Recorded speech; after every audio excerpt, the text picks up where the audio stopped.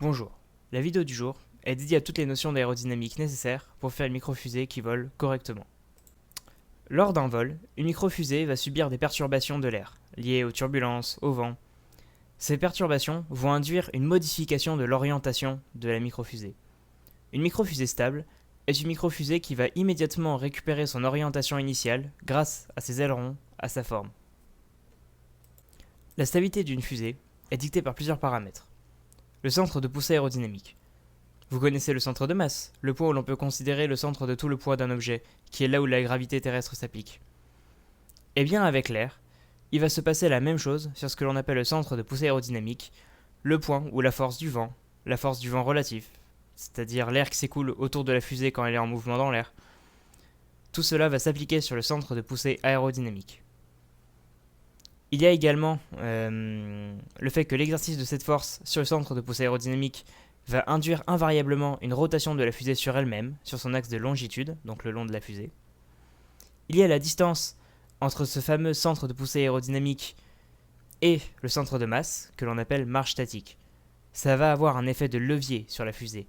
Cette force peut engendrer une mauvaise orientation de la fusée, ou au contraire la faire systématiquement revenir à son état d'origine, la rendre stable.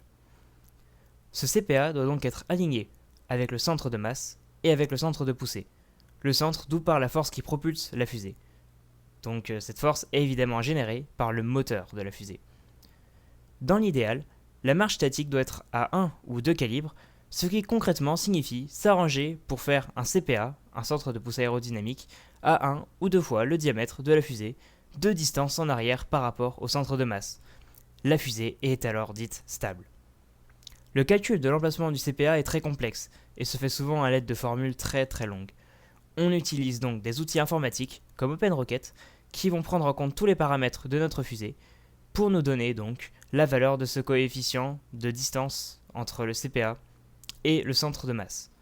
À l'utilisateur de jongler avec les paramètres de masse et des pièces et des dimensions des ailerons et de l'ogive et du fuselage afin de donner une fusée à peu près stable.